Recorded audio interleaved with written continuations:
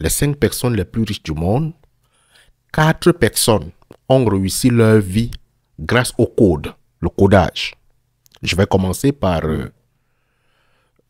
Mark Zuckerberg. Facebook, c'est le codage. Amazon, c'est le codage. PayPal, c'est le codage avec, comment on l'appelle, celui qui a Tesla là. Oui. Il y a un autre, j'oublie son nom, qui est aussi dans le codage. J'aimerais te poser la question, toi qui es dans le domaine d'informatique, parce qu'il faudrait encourager un peu les jeunes aujourd'hui à comprendre ce métier. Est-ce que tu penses que le codage s'apprend ou sinon c'est un talent? Le codage, ça s'apprend. Oui. Le codage, ça s'apprend. Les gens ont tendance à penser que c'est difficile parce que les codes, ils ne comprennent rien. Qu'est-ce que ça signifie? Mais tout s'apprend, c'est difficile, mais c'est faisable. Oui. Mais est-ce que tu Moi, je ne penses que suis c'est pas pas né avec plus, le c'est code, pas... j'ai appris petit à petit, c'était difficile au début. Oui. Mais est-ce que tu ne penses pas que c'est plus Non, non, non, non, non, vraiment... c'est pas inné. C'est pas inné? Non, ce n'est pas inné. Ça s'apprend. C'est quelque chose qu'on apprend et tu vas maîtriser petit à petit. En fait, lorsque tu es dans une formation,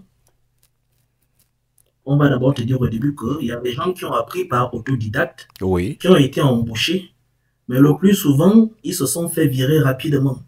Ah bon? Pourquoi? C'est parce qu'ils n'avaient pas la bonne manière de faire en entreprise. Oui.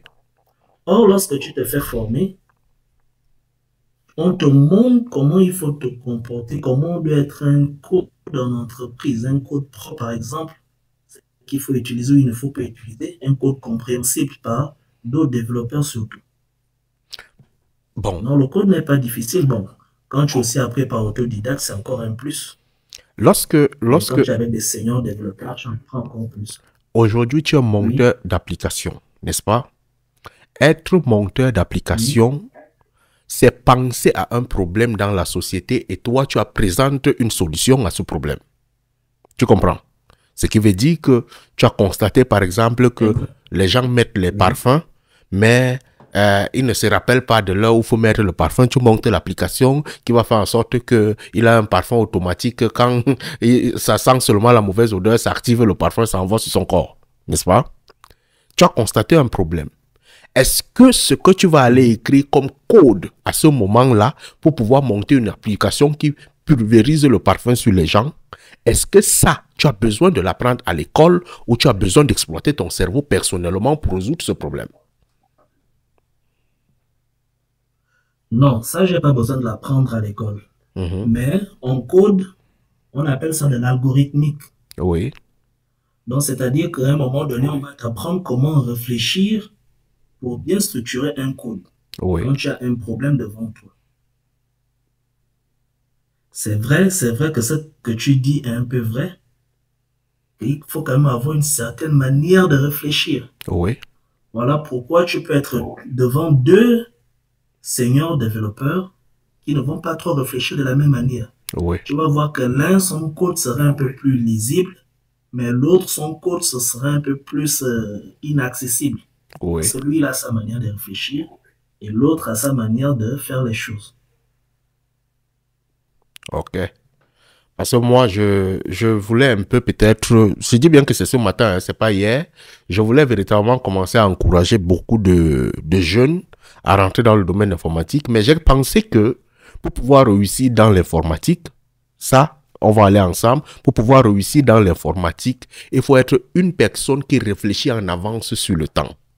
Si tu es une personne qui réfléchit par rapport à ce qu'on te donne à l'école, par rapport à la formation qu'on te donne à l'université, tu vas rester un employé. Mais si tu réfléchis en avance sur le temps, tu vas pouvoir résoudre les problèmes même que le monde n'a pas encore pensé. Je crois que je ne me trompe pas. En Non, non, tu ne informatique. te trompes pas. Tu ne te trompes pas. C'est ça même l'informatique, c'est ça le développement, c'est ça le code. Oui. Pouvoir trouver des solutions à un problème.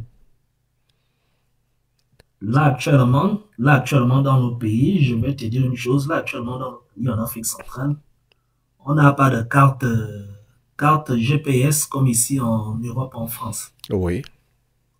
Donc actuellement, les gens sont en train de chercher une solution. comment avoir une carte pour pouvoir se diriger dans une ville en Afrique centrale. Une application mobile, un truc comme ça. Et moi personnellement, bon, j'ai pas besoin de cacher ce projet. Et moi personnellement, je suis en train de réfléchir à un projet sur comment envoyer un message à quelqu'un sans passer par le réseau. Okay. En fait, ce problème, cette idée m'est venue en tête à cause, lorsqu'il y a des élections en Afrique, tu vois que les dirigeants les coupent le réseau pour qu'on ne puisse pas communiquer. Ouais. Ça pourrait trouver une solution pour qu'on puisse toujours communiquer, même si le réseau est coupé. Je pense que le bon programmateur doit être un C'est super... vrai qu'il y a déjà la communication satellite. Je pense que le bon programmateur, le bon informaticien doit être un super philosophe, un super analyste, un super visionnaire. Parce que pour moi, ça, je ne vois même pas. Parfois, je dis aux gens que l'informatique, ce qu'on enseigne à l'école, c'est les bases. Juste pour pouvoir t'allumer le cerveau, on ouvre juste une vis comme ça. Mais ce qui va te rendre riche en informatique, en développement, c'est ta capacité à pouvoir pousser très loin. Et lorsque tu as cette capacité, le monde est ouvert à toi. Je pense que je me trompe pas, mon frère. Ça, c'est votre domaine. Hein. Moi, je sabote beaucoup les métiers. Tu ne te trompes pas.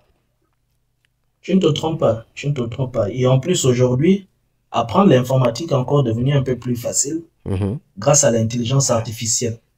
Ah bon? Oui. Les gens pensent que l'intelligence artificielle va remplacer les développeurs. Non, non, non.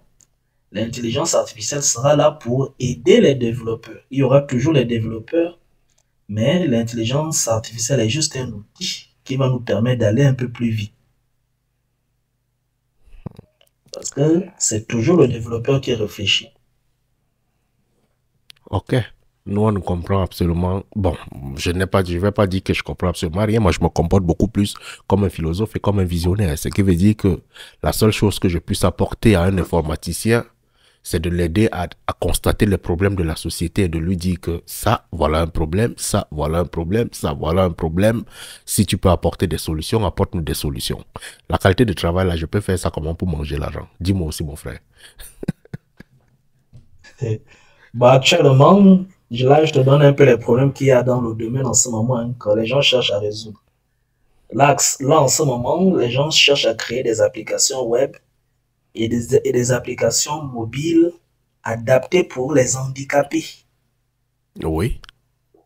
C'est-à-dire un site web, mais adapté pour quelqu'un qui ne voit pas bien. Ou bien un site web adapté pour quelqu'un qui ne voit pas bien. Mais là, ça existe déjà, non? Encore, comment dire, optimé. Qu'ils sont à l'aise comme toi que tu vas sur Amazon ou un autre site. Mais là, ça existe déjà, non? Oui, ça existe déjà, mais c'est pas encore optimisé.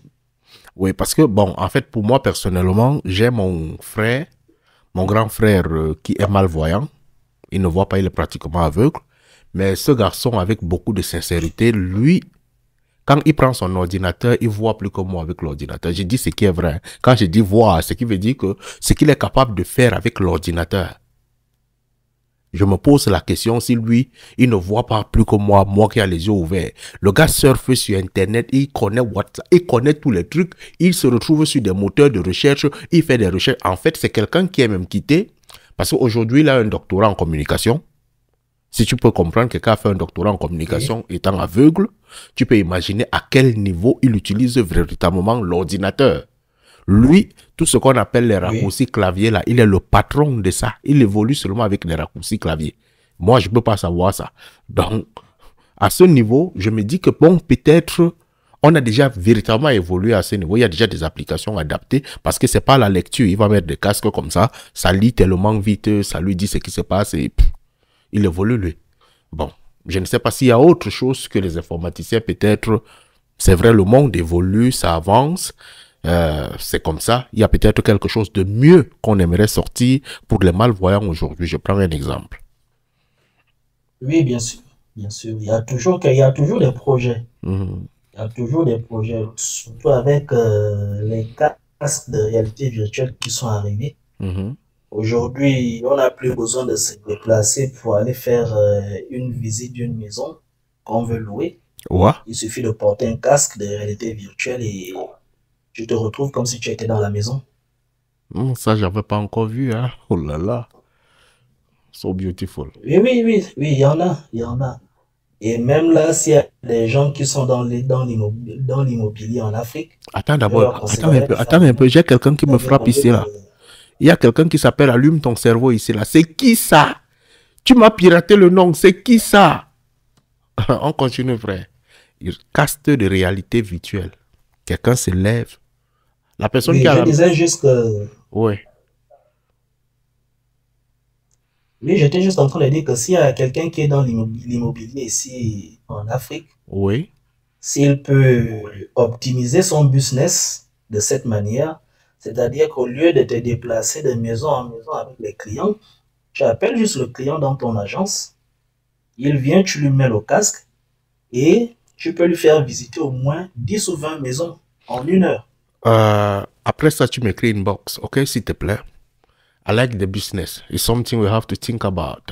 Very important. C'est une très bonne idée. Donc, Ce que tu viens de parler là, c'était juste pour donner une idée aux frères africains qui sont dans le domaine. ce que tu viens de dire là, c'est grave. Ce que tu viens de dire là, c'est surtout avec les quartiers enclavés, la difficulté de se balader, la difficulté de faire ceci en Afrique. On te donne un casque, tu vois la maison de l'extérieur, de l'intérieur, tu es capable de voir ça au millimètre Voilà. près, mais c'est une très bonne Oui. chose. Il ne faut pas se cacher, c'est une très très bonne chose. Très très bonne chose. Casque de réalité virtuelle. Ok. Attends, ça existait déjà en vente? Oui, oui, oui, il y en a. Il y a le casque de Facebook. Facebook a fait sortir un casque. Oui. Il y a aussi Apple qui a déjà fait aussi sortir son casque aux États-Unis, mais il n'est pas encore en France. Il va bientôt arriver aussi. C'est déjà très, très optimisé pour le casque. Ok. Merci beaucoup. Et là, je suis en train de commander un. Là, je suis en train de commander un pour mes enfants, pour qu'ils puissent un peu s'amuser aussi avec. Un exemple, le casque de réalité virtuelle, la personne va juste enregistrer toute la maison et envoyer des images dedans, c'est ça? Oui, oui, il peut enregistrer toute la maison, ou bien s'il y a quelqu'un qui l'a déjà fait étant aux États-Unis ou au Canada, il envoie seulement le fichier, la personne visite. Ou bien, si peut-être tu es une agence qui développe une maquette de maison, tu finis de développer la maquette, tu la rends en 3D et tu donnes à la personne, elle visite. Est-ce que c'est pas... Bon. Est-ce que c'est pas la même chose qu'on mette une image à l'écran? J'ai une vidéo de la Non, maison. non. Non, ce n'est pas la même chose. Ce n'est pas la même chose. Parce qu'avec le casque de réalité virtuelle, tu as la possibilité de te déplacer dans la maison. Oui. Tu as la possibilité de te déplacer en 360 dans la maison. Tu avances, tu recules et... un peu ça. C'est nous les villageois. Vraiment, vous les informaticiens, vous allez nous tuer. Merci. Merci pour la connaissance, merci pour la découverte. Ça me permet de connaître un peu ce soir. C'est pour ça que l'échange est bien. Très, très bien. Ok, bon, moi je descends. Merci mon frère, merci d'être passé, merci pour le témoignage, merci pour l'échange, merci pour la connaissance, merci pour l'enseignement. Peut-être je pensais allumer ton cerveau, mais c'est toi qui viens d'allumer le mien. Bonne soirée à toi et dis bonjour au président du Gabon. Merci. Lui, il veut déjà qu'on rentre au pays. Je ne sais même pas qu'est-ce qu'on va aller faire là maintenant. Ce qui est là, le cœur, je suis sûr qu'il n'est pas encore connecté parce que tu vas encore rentrer dans la modernisation, tu veux rester dans le modernisme.